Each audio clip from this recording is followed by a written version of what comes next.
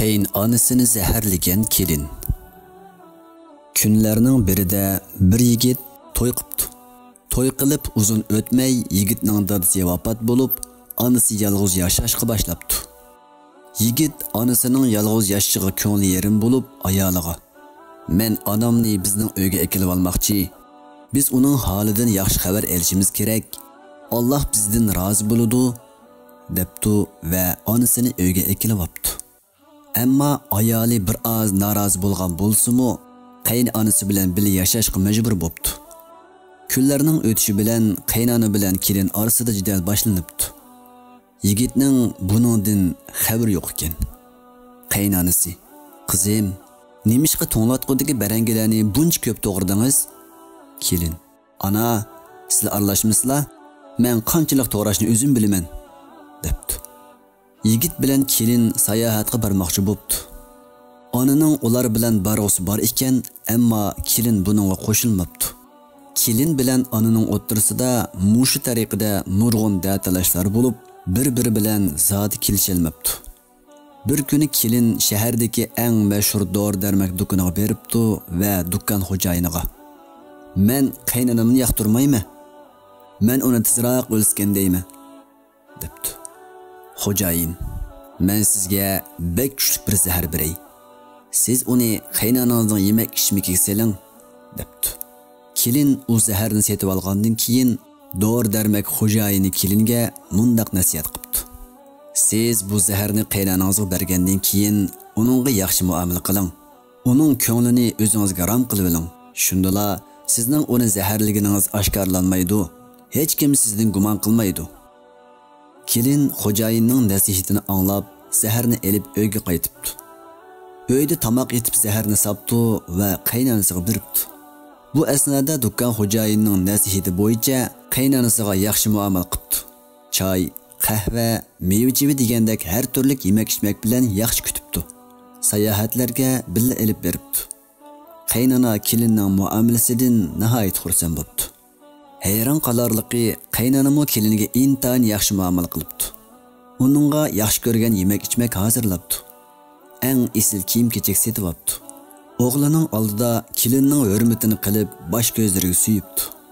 Bu ikkalanning orasi yaxshilanib, bir kun ko'rishmisi ko'rgisi keladigan holat shakllanibdi. Kelin qaynonasini zaharliganidan pushaymon qilib, dori-darmak do'koniga beribdi va xo'jayiniga: "Qaynonam bilan munosabatim nihoyat yaxshi bo'lib ketdi. Uni zaharliganimga bak pushaymon qildim. Mana hozir zahar qaytarg'uch dori setib olish uchun keldim" debdi. Xo'jayin: "Siz ensirmang qizim. Sizga berganim zahar emas edi. U qaynonangizga shifo bo'ladigan bir dori edi. Ikkinglarning orasidagi zahar nafratdir. Men u zaharni qaytarish uchun sizlarga muhabbat berdim. Siz bergan ta'limotni joyida ijro qildingiz. Alloh shuning bilan oranglardagi nafratni muhabbatga aylantirib berdi" debdi. Ibrat: bizga dushmanlik qilgan kishini mag'lub qilmoqchi bo'lsak, uning yomonligiga yaxshilik, dushmanligiga do'stlik bilan inkos qaytarishimiz lozim. Agar uning yomonligiga yomonlik bilan inkos qaytarsak, uning bizga bo'lgan dushmanligi texmi oshadi. Bu kishi oldimizda mag'lub bo'lganda ko'rinsimi, qalblari o'chmanlik bilan to'ladi. Biz uningga yaxshilik bilan inkos qaytarib, uningga yaxshi ko'radigan narsalarni hadiya qilsak, u ta'sirlanib xatoligini e'tirof qiladi. Uning vijdoni uningga: "Bu odam menga yaxshi muomala qilyapti. Men uningga yaxshi muomala qilishim kerak" deydi. Shunglashqa biz dushmanlik qilgan kishilarga yaxshi muomala qilishimiz kerak. Shunda qilsak, ular ta'sirlanib dushmanligidan voz kechadi. Bizga hujum qilgan, dushmanlik qilgan insonlar aslida bizning imtihon qog'ozimiz. Alloh nima uchun ularni biz bilan uchrashtirdi?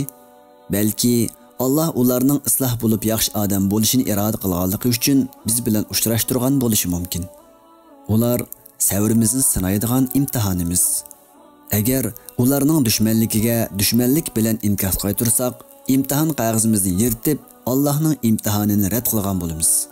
Agar imtihon qog'ozimizni o'qisak, bizga dushmanlik qilgan qarindoshlarimizga yaxshi muomala qilsak, go'zal natijalarga vasila bo'lib, Allohni rozi qilishimiz mumkin. Masalan, kemiga chiqqan 10 kishining biri jinoyatchi bo'lsa, Aşu bir jinoyatchini jazolash uchun kiyimini cho'ktirib etish to'g'rimi? Yo'q. Unda qilish boshqalarga zulm bo'ladi. Chunki kiyimida jinoyatchidan boshqa 9 begunoh inson bor. Shuningdek, bizga dushmanlik qilgan kishiga qaraydigan bo'lsak, uning nurg'un go'zal sifatlari bor va uningdan boshqa nihoyat ko'p o'rtoqligimiz bor. Masalan, Rabbimiz bir, payg'ambarimiz bir, aqidamiz bir, qiblimiz bir, vatanimiz bir. Hammamiz o'xshash musulmon, balki urug' tuqqan bo'lishimiz mumkin. Demakki, uning nurg'un yaxshi taraflari bor. Uning bir tal nachar qiliq sababidan nurg'un go'zal sifatlarini e'tiborga olmay dushmanlik qilish mantiqiga uyg'unmi? Agar oramizdagi dushmanlik nervingizga og'ir ta'sir qilib, uningdan faqat qutula olmagan bo'lsangiz, Allohning nadonlar ularga yoqtirmaydigan so'z qilsa, ular sizlarga amonlik tilaymiz deydi. Ya'ni gunoh bo'lmaydigan so'zlarni qilib degan munu muborak so'zini aslang. Yomon so'z qilgan yoki dushmanlik qilgan inson bilan qarshilashmay sukut qilish mu'minning axloqidir.